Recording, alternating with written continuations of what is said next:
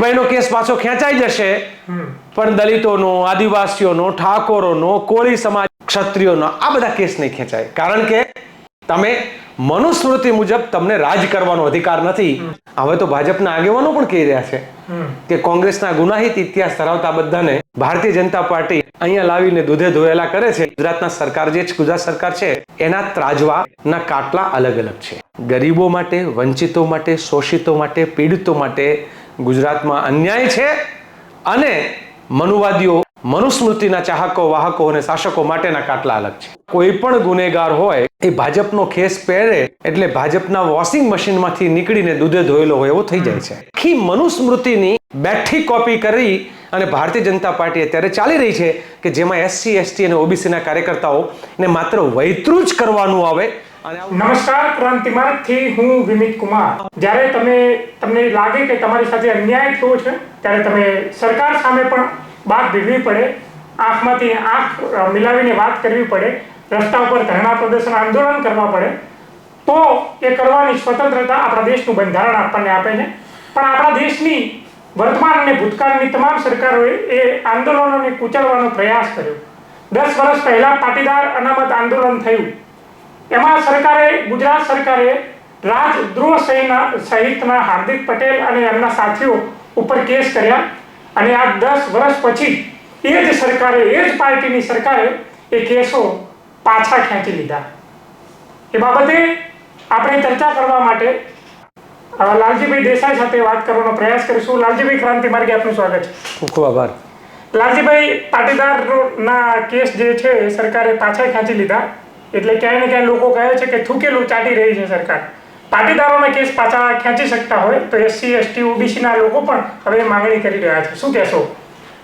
આમાં ગુજરાતીમાં એક કહેવત છે કે ગુડા જે છે ને પેટ હમા વળે.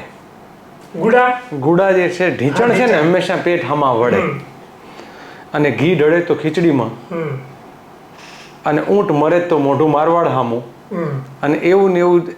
એવી જે કહેવત જે છે એ કહેવતના ભાગરૂપે અને ભૂવો ધૂણે તો નાળિયેર ઘર હામું નાખે. આવી 4 કહેવતનો આમાં સુમેળ છે હાર્દિકભાઈના કેસની બાબતમાં.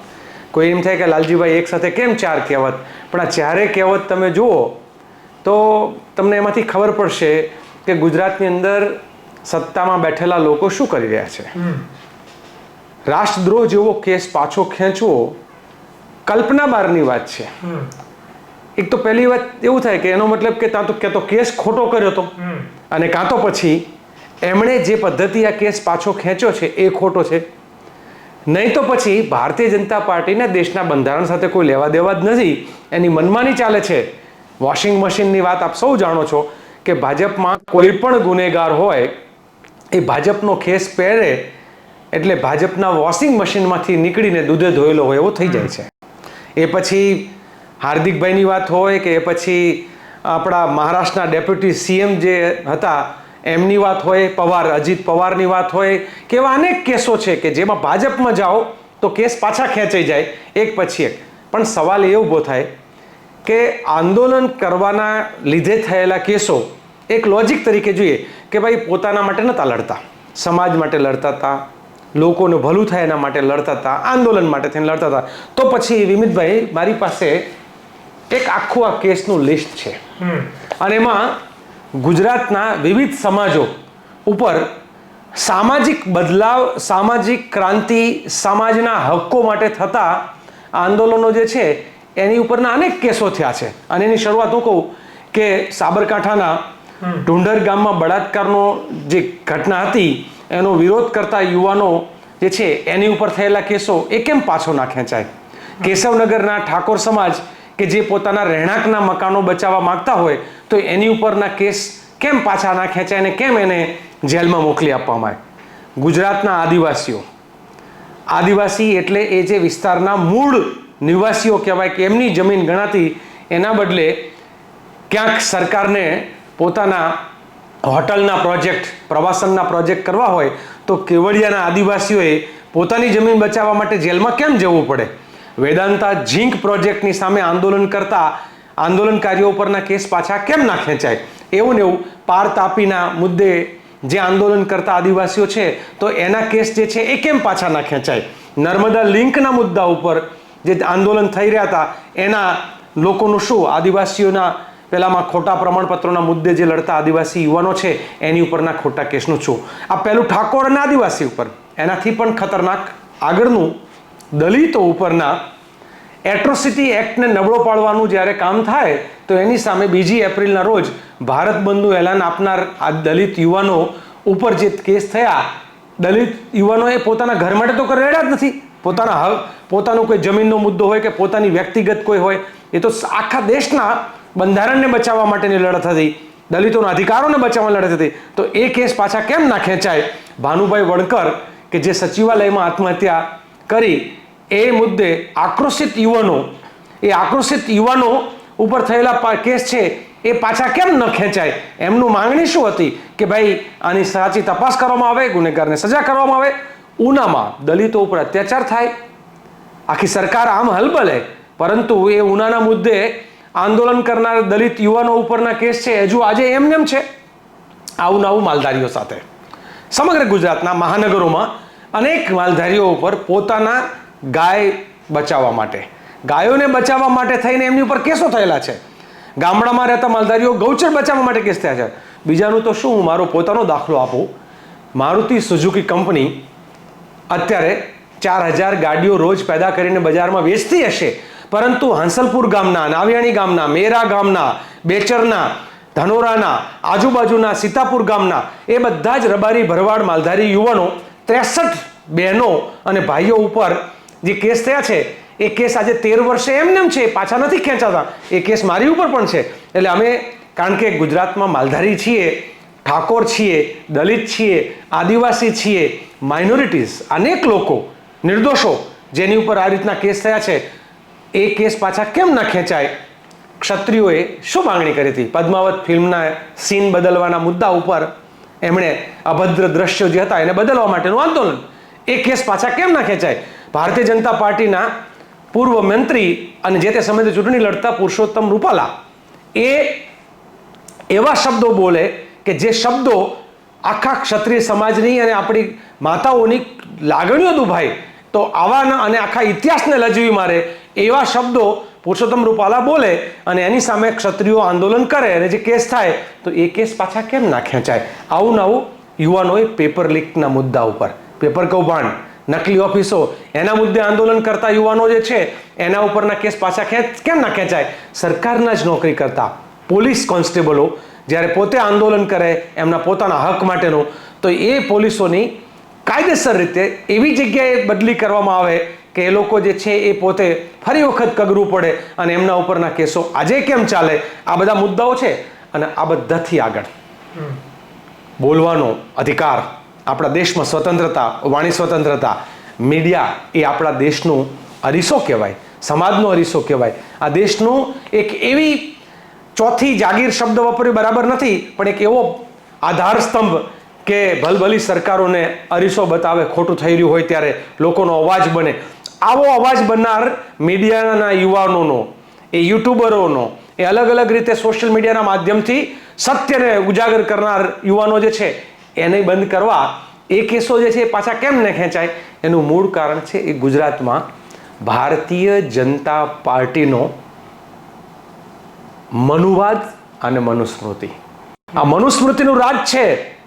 હાર્દિકભાઈનો કેસ પાછો ખેંચાઈ જશે, પણ દલિતોનો, આદિવાસીઓનો, ઠાકોરોનો, કોળી સમાજ, જ્યાં જસદણની ઘટનાના જે બળાત્કારના મુદ્દા ઉપરનો હોય, કોળી સમાજનો, માલધારીઓનો, માઇનોરિટીનો, ક્ષત્રિયોનો, આ બધા કેસ નહીં ખેંચાય. કારણ કે તમે મનુસ્મૃતિ મુજબ તમને રાજ કરવાનો અધિકાર નથી. એટલે એ મનુસ્મૃતિના વાહકો, ચાહકો અને શાસકો એ અત્યારે ગુજરાતમાં રાજ કરે છે. અને હાર્દિકભાઈએ સરકારને ચેલેન્જ કરવાના બદલે સરકારની વાહવાહી શરૂ કરી એટલે ત્યાં દૂધે ધોયેલા થઈ ગયા. એમની ઉપરના કેસ પાછા ખેંચાય, રાજદ્રોહના કેસ પાછા ખેંચાઈ ગયા. અને જે સામાન્ય કલમો છે 144 લગાડી હોય ધારા, એનું 188 મુજબ જે કેસ થયો હોય એ તો સામાન્ય કહેવાય. આંદોલન કરો, આ કેસ પાછા ન ખેંચાય ત્યારે આપણને એમ થાય કે ગુજરાતના સરકાર જે ગુજરાત સરકાર છે એના ત્રાજવાના કાટલા અલગ અલગ છે. ગરીબો માટે, વંચિતો માટે, શોષિતો માટે, પીડિતો માટે ગુજરાતમાં અન્યાય છે અને મનુવાદીઓ, મનુસ્મૃતિના ચાહકો, વાહકો અને શાસકો માટેના કાટલા અલગ છે. ઘણા લોકો એવું કહે છે કે કેસ પાછા ખેંચાવો હોય એ બધા ભાજપમાં ભળી જાય, કારણ કે ટ્રેક રેકોર્ડ પણ એવો જ રહ્યો છે કે જે ભાજપમાં ભળ્યા બાદ જ એના બધા કેસ પાછા ખેંચાતા હોય છે. કોંગ્રેસના અનેક મોટા મોટા માથાઓ, આગેવાનો જે છે એ ભાજપમાં ગયા.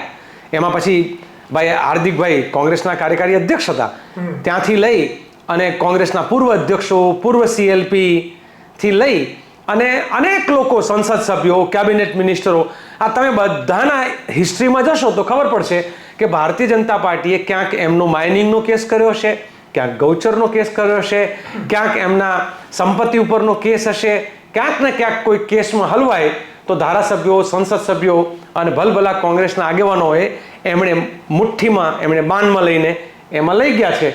અને આ વાત હું એકલો નથી કહેતો, હવે તો ભાજપના આગેવાનો પણ કહી રહ્યા છે કે કોંગ્રેસના ગુનાહિત ઇતિહાસ ધરાવતા બધાને ભારતીય જનતા પાર્ટી અહીંયા લાવીને દૂધે ધોયેલા કરે છે. એનોય વાંધો નહીં, એ લોકો એમ કહે છે, ભાજપના કાર્યકર્તાઓ પણ એમ કહે છે કે અમે વર્ષોથી જે ભાજપના પાથરણા પાથરતા હતા એ બધા એમના એમ રહી જઈએ છીએ અને કોંગ્રેસના આવા નેતાઓ આવીને અમારી ઉપર રાજ કરે છે. લાલજીભાઈ, SC, ST અને OBCના જે ભારતીય જનતા પાર્ટીની અંદર જે કાર્યકર્તાઓ છે, નેતાઓ છે, એમને પાથરવાની અંદર એવી તો શું ભૂલ કરી નાખી કે એમના કેસો પાછા નહીં ખેંચાતા, એમના સમાજના કેસો પાછા નહીં ખેંચાતા?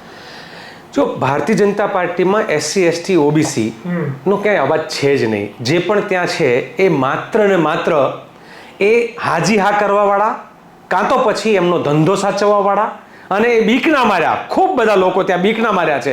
તમે ભારતીય જનતા પાર્ટીમાંથી કોઈ આંદોલનકારી, ક્રાંતિકારી તમને SC, ST, OBC ના વ્યક્તિ નહીં જોવા મળે, કારણ કે એમને ક્રાંતિ ન કરવા માટે, આપણે પેલું કહેવાય ને કે હું આ શબ્દ વારે વારે કહું છું, આખલાને નાથ અને મોરડો નાખો તો બળદ બનાવે, એમ મોટા ભાગે એ લોકોને બળદ બનાવીને ત્યાં ધોહરે જોડે છે, ગાડે જોડે છે, ખેતીમાં જોડે છે, હાથેડે જોડે છે, દેશી ભાષામાં, મહેસાણી ભાષામાં કે, અને પછી પરોણાની આરથી ઘોંકાવે.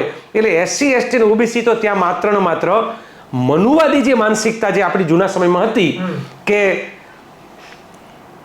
આખું જ્ઞાનનો અધિકાર કોઈકને, મજૂરીનો અધિકાર, મજૂરીની જવાબદારી કોઈકની, વેપારની જવાબદારી કોઈકની, એ આખી મનુસ્મૃતિની બેઠી કોપી કરી અને ભારતીય જનતા પાર્ટી અત્યારે ચાલી રહી છે કે જેમાં SC, ST અને OBCના કાર્યકર્તાઓ ને માત્ર વૈતરું જ કરવાનું આવે